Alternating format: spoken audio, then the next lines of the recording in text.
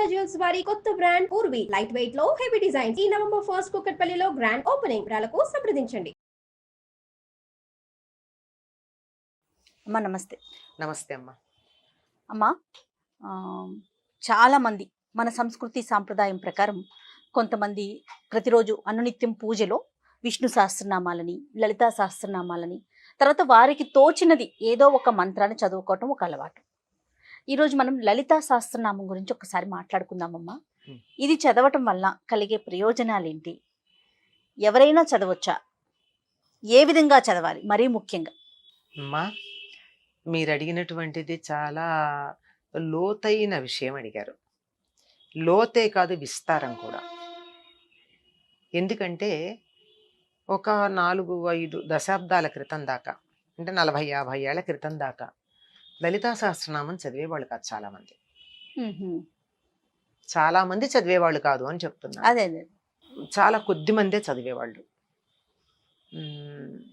పైగా ఎవరైనా ఔత్సాహికులు మాలాంటి వాళ్ళు, అప్పుడు చిన్నవాళ్ళం కదా, అడిగితే వద్దు, అది అలా ఎట్లా పడితే అట్లా చదవకూడదు అని చెప్పారు. ఏదైనా సరే వద్దు అంటే దాని మీద యువతరానికి కుతూహలం ఎక్కువ ఉంటుంది. దాంతో కసిగా చదవడం మొదలుపెట్టారు. ఈ చదవడం మొదలుపెట్టి ఎందుకు చదవకూడదు అని ప్రశ్నలు కూడా వేశారు. వద్దు అని చెప్పిన వాళ్ళకి ఎందుకు చదవకూడదు అని చెప్పడం తెలియలా. వద్దని చెప్పారు కానీ తెలీదు. అందువల్ల వీళ్ళు నేర్చుకోవడం, చదవడం మొదలైంది. ఇప్పుడు లలితా సహస్రనామం చదవడం, అసలు నిజంగా అదా దాని పేరు? లలిత రహస్య నామ సాహస్రం దాని పేరు. లలిత రహస్య నామ సాహస్రం. లలితకి ఉన్నటువంటి రహస్యమైన 1000 నామాల యొక్క సముదాయము అని పేరు దానికి. రహస్యం ఉంది అందులో. రహస్యము అంటే దాచేశారండి, అందువల్ల అందరూ చదవద్దన్నారు. నిమిడిమిడి జ్ఞానంతో సమాధానం చెప్పిన వాళ్ళు కూడా ఉన్నారు. అది రహస్యం అంటే దాచిపెట్టిందని కాదండి. నేను ఎదురుగా చెప్పినా మీకు అర్థం కాదు. ఈ రహస్యం అంటే కోడ్ అన్నాం కదా, కోడెడ్ అని. ఆ డీకోడ్ చేస్తే దాంట్లో అర్థం తెలుస్తుంది. అది ఆ డీకోడ్ చేసి ఇంత జాగ్రత్తగా తయారు చేసింది చాలా పకడ్బందీగా. అక్షరం కానీ, ధ్వని కానీ, దీర్ఘం కానీ, హ్రస్వం కానీ, ఒత్తు కానీ, మధ్యలో ఉండేటటువంటి ఖాళీ కానీ, వీటన్నింటిలో ఏ చిన్న తేడా వచ్చినా దాంట్లో ఉన్న అర్థం మారిపోతుంది. అందువల్ల ఎవరు పడితే వాళ్ళు దీన్ని చదవకండి.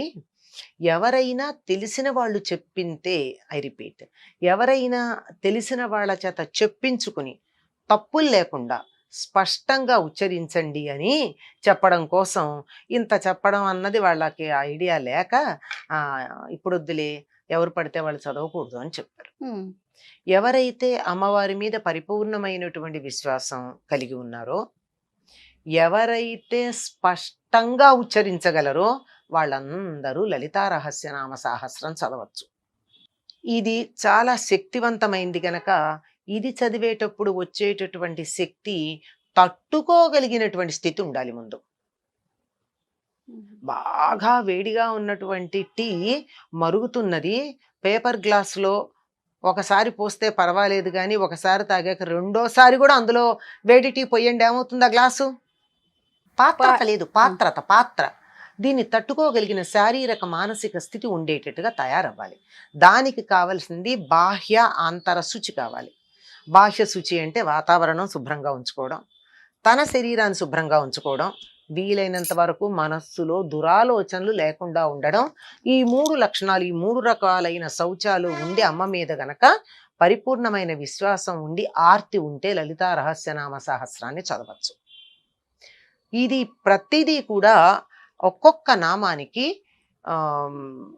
కనీసం 5 స్థాయిల అర్థం ఉంది. 5 స్థాయిలు, ఒకటి కాదు. ఒకటి పదానికి ఉండే నిఘంటువులో ఉండే అర్థం, నిఘంటువులో ఉన్న దానికి అంతరార్థం,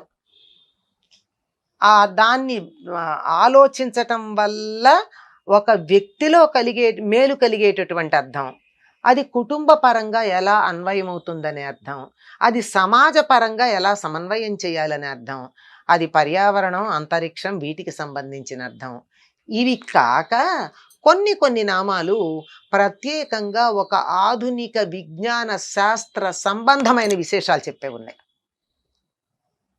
ఒక నామాలు కొన్ని తీసుకుంటే అవి ప్రత్యేకం, ఒక సైన్స్, ఇప్పుడున్న సైన్స్, దీనికి సంబంధించిన విశేషాలన్నీ ఉన్నాయి. మరి ఇంత బాగా ఉండాలి అంటే సైన్స్లో ఉన్న డెఫినిషన్ ఎలాంటిదో ఈ నామాలు అట్లాంటివి. ఒక్క అక్షరం అటు ఇటు పొల్లు పోవడానికి లేదు. తప్పు చదివితే, ఇట్లాంటప్పుడు తప్పు చదివితే ఏమవుతుందండి? ఇంత జాగ్రత్తగా ఉండాల్సింది. ఒక పరమ భయంకరమైన దోషం నేను చెప్తాను.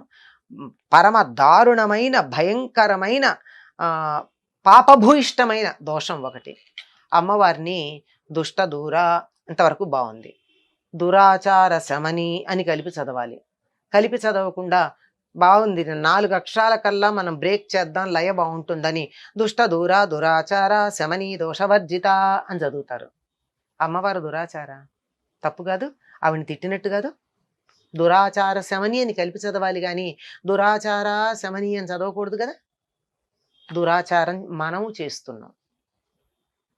అందువల్ల ఇటువంటి దోషాలు లేకుండా ఉండడానికి చితిస్తత్పద లక్ష్యార్థ అనే చోట చితిస్తత్పద అనేది ఎంత జాగ్రత్తగా ఉచ్చరిస్తే సరిపోతుందో ఆలోచించండి. ఈ ఒక్కటి నేర్పడానికి నాకు 5 రోజులు 6 రోజులు పట్టింది, తప్పులు లేకుండా చితిస్తత్పద లక్ష్యార్థ అన్నది నేర్పడం. అంటే ఒక్కొక్కళ్ళని దగ్గర కూర్చోబెట్టుకు నేర్పితే. ఆ విధంగా తప్పులు లేకుండా గనక చదవగలిగినట్టయితే అసలు దానిని మించినటువంటి స్తోత్రం మరొకట్లేదు. మనకున్న అన్ని అష్టోత్తరాలు, సహస్రనామాలు, ఎన్నో సహస్రనామాలు ఉన్నాయి. ఇవన్నీ కూడా పురాణాల్లో ఉన్నవే. ఈ పురాణాలన్నీ కూడా మనకు అందించినటువంటి వాడు వ్యాస మహర్షి. అన్నింటినీ సహస్రనామాలని దీన్నొక్కదాన్నే రహస్యనామ సహస్రం అని ఎందుకన్నాడు? అంత జాగ్రత్తగా ఇందులో సృష్టి రహస్యాలన్నీ ఉన్నాయి. మొత్తం శాస్త్ర విజ్ఞానం అంతా మిడించబడి ఉంది. 182.5 శ్లోకాల్లో ఉందే 183 రాయలేడా? ఎందుకు అక్కడికి ఆపాడు? ఇలా ప్రతి అంశంలోనూ కూడా గొప్ప శాస్త్రీయత ఉంది. అందువల్ల దీనిని ఎవరి దగ్గరన్నా నేర్చుకుని తప్పులు లేకుండా చదవాలి. ఈ సందర్భంలో ఒక మాట చెప్తాను. చాలామంది కోపం రావచ్చు చూడబోయేటటువంటి వారికి. వారందరికీ కోపం వచ్చినంత మాత్రాన నేను చెప్పదలుచుకున్నది మానను. కనీసం 20 నుండి 25 నిమిషాలు పడుతుంది లలితా రహస్యనామ సాహస్రం చూసి చదివితే, ప్రతి అక్షరం ఉచ్చరిస్తే 25 నిమిషాలు. కానీ గంటకి మేము 4 సార్లు పారాయణ చేస్తామండి, రోజుకి 20 సార్లు పారాయణ చేస్తామండి అని అంత అర్జెంటుగా అంత పరుగులు పెడుతూ కొంపలు మునిగిపోయేటట్టు చేయాల్సిన పనుందా? ఏ నామమో తెలియదు కదా. శ్రీమాతా సింహారాయణ శ్రీమత్ మహాస్నే సంభూత దేవ కార్య సముచిత ఉద్యుద్మాన సహస్రాభాజ నివాసం. ఎందుకండి చదివి ఎంత, చదవకపోతే ఎంత? 10 నిమిషాల్లో కూడా చదవచ్చు ఇట్లా చదివితే. అవసరం లేదు కదా. శ్రీమాత్రే నమః అని నమస్కారం చేసుకున్నా చాలు. మనస్ఫూర్తిగా త్రికరణ శుద్ధిగా శ్రీమాత్రే నమః అన్నప్పుడు ప్రతి అక్షరం నోటితో ఉచ్చరిస్తూ నా చెవులతో వింటూ నేను అమ్మని గురించి మనసులో తలుచుకుంటే దానికి ఉండేటటువంటి శక్తి రోజుకి 25 సార్లు హడావిడిగా పారాయణ చేసిన దానికన్నా ఉండదు. పారాయణము అంటేనే పారాయణము. ఈ నామం ఏదైతే ఉందో దాన్ని దాటి ఆ అర్థం దాకా మనం వెళ్ళగలగడమే పారాయణం. అది లేకుండా అసలు పదాన్నే మనం ఉచ్చరించకపోతే ఎట్లా? ఇవన్నీ చెప్పలేక ఇప్పుడు వద్దులేండి, ఇప్పుడు ఏం నేర్చుకుంటారు తర్వాత అని పెద్దవాళ్ళు చెప్పారు. ఈ నియమాలు పాటించగలిగినట్టయితే శారీరక మానసికమైనటువంటి శౌచాలు. ఉతికిన బట్ట కట్టుకోండి, ఏం పెద్ద మెడక్కర్లా. ఉతికారేసిన బట్ట కట్టుకోండి, విప్పిన బట్ట అవసరం లేదు. మనం ఎక్కడ కూర్చుని చదువుతున్నారో అక్కడ శుచిగా ఉండండి. సోఫాల్లో కూర్చుని ఎక్కడ పడితే ఎక్కడ, బస్సుల్లోనూ చూస్తున్నాం ఈ మధ్య, బస్సులో పెడుతూ కూడా పక్కన కూర్చున్న వాళ్ళు ఎవరో తెలియదు, ఏ స్థితిలో ఉన్నారో తెలియదు, వీళ్ళు ఇలా పుస్తకం తీసి లలితా సహస్రనామ పారాయణ చేసేస్తూ ఉంటారు. అవునమ్మా. పైకి చదువుతారు. అయితే నాకు ఉచ్చారణ ఇబ్బంది అండి, నా నోరు సరిగ్గా లేదు, పళ్ళల్లో తేడా ఉంది, నాలుక మందం ఉంది, ఏదో అందరికీ అన్ని సౌకర్యాలు ఉండవు కదా, మరి ఎట్లా నాకు చదవాలని ఉంది అమ్మవారి గురించి. పైకి చదవకు, పైకి చదవద్దు. నువ్వు ఉచ్చరించలేకపోతే పైకి చదవకు. చక్కగా ఎదురుగా పుస్తకం పెట్టుకో, పుస్తకం పెట్టుకుని పెన్సిల్ లెడ్ లేకుండా, కొస లేకుండా, అంటే గీత పడకుండా ఉండేటట్టు పాయింట్ ఉండేట్టుగా పెట్టుకుని, లేదా అయిపోయినటువంటి రీఫిల్ పెట్టిన బాల్ పెన్ పెట్టుకుని ప్రతి అక్షరం దగ్గర దాన్ని అలా ఆనించుకుంటూ అచ్చు తప్పులు లేకుండా ఉన్న ప్రతి తెచ్చుకుని ప్రతి అక్షరం దగ్గర ఆనించుకుంటూ ముందుకు చదువుకుంటూ వెళ్ళు. పైకి చదవకపోతే నష్టం ఏమిటి, నువ్వు లోపల చదువుకోవచ్చు కదా. ఎప్పుడైతే పైకి ఉచ్చరించావో ధ్వని తరంగాలలో తేడా ఉంటే వాతావరణంలో తేడా వస్తుంది. ఎందుకు చదువుతున్నావు? శక్తి ఉందని కదా చదువుతున్నావు. సరిగ్గా ఉచ్చరిస్తే వాతావరణంలో శక్తి పెరుగుతోంది అని కదా నమ్మావు. నీకు నమ్మకం, ఆ నమ్మకం ఉంటే కదా చదవాలనుకుంటున్నావు. మరి ఉచ్చారణ సరిగ్గా లేకపోతే ప్రతికూలమైన ఫలితం వస్తుందని కూడా అర్థం చేసుకోవాలి కదా ఈ సందర్భంలో. అందువల్ల పైకి చదవకుండా నోట్లో చదువుకుంటూ పెదవ దాటకుండా ప్రతి అక్షరం మిస్ కాకుండా చదువుకోవచ్చు. ఇలాంటి మార్గాలు ఉన్నాయమ్మా. ఇవన్నీ వినే ఓపిక కానీ లేదు. చెప్తుంటే నువ్వెవరు చెప్పడానికి అంటారు. అందుకని ఏకంగా అందరూ చదవకూడదండి అని ఒక మాట అనేసారు. ఒక్క నామం తీసుకుని, ఒక్క నామం చెప్తున్నా, ఒక్క నామం తీసుకుని దానిని తప్పులు లేకుండా గనక జపించినట్టయితే అద్భుతమైనటువంటి ఫలితాలను ఇస్తుంది లలిత రహస్యనామ సహస్రం. ఇందులో ఈ ఫలితం లేదు అని చెప్పడానికి వీల్లేదు. ఏది కోరుకుంటే అది ఇవ్వగలిగినటువంటి కల్పవల్లి లాంటిదే. మీరు ఇంకొక సంగతి గమనించండి.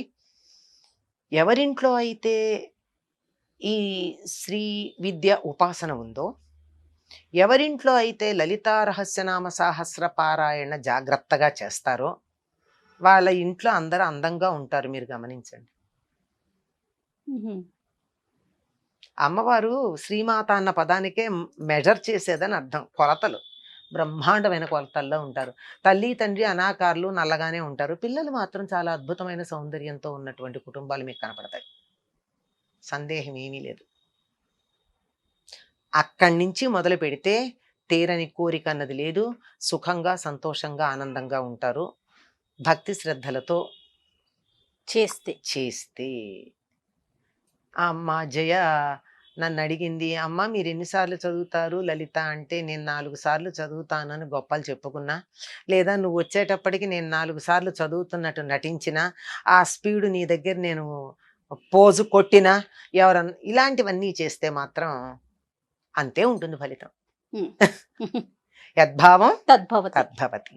అందువల్ల అద్భుతమైనటువంటిదమ్మా. చాలామందికి నా మీద కోపమే ఉంటుంది, నేను ఈ మాటలు చెప్తానని, తప్పులు లేకుండా చదవమంటాను. ఇలాంటి ఉదాహరణలు కొన్ని నేను చెప్పాను. మీరు పారాయణ చేస్తున్నారమ్మా, ఇంతమంది కలిసి చేస్తున్నారు. అమ్మవారిని జాగ్రత్తగా పొగడండి, ఆవిడ్ని తప్పు మాట అనద్దు, నిందించద్దు. ఇటువంటి దోషాలు ఉన్నాయి అని చెప్పినందుకు లలితా సహస్రనామ పారాయణ వాళ్ళు ఇదంతా కూడా లలితా పారాయణ గ్రూప్ అంటారండి వాళ్ళు పెట్టుకుంది. ఈ లలితా పారాయణ గ్రూపుల్లో వాళ్ళకి నేనంటే కోపమే. దానివల్ల నాకు వచ్చే నష్టమేం లేదు. స్వస్తి. నమస్తే అమ్మ. ఈ వీడియో కనుక మీకు నచ్చినట్లయితే లైక్ చేయండి, షేర్ చేయండి. మరిన్ని ఇంట్రెస్టింగ్ వీడియోస్ కోసం మా ఛానల్ని సబ్స్క్రైబ్ చేసుకోండి.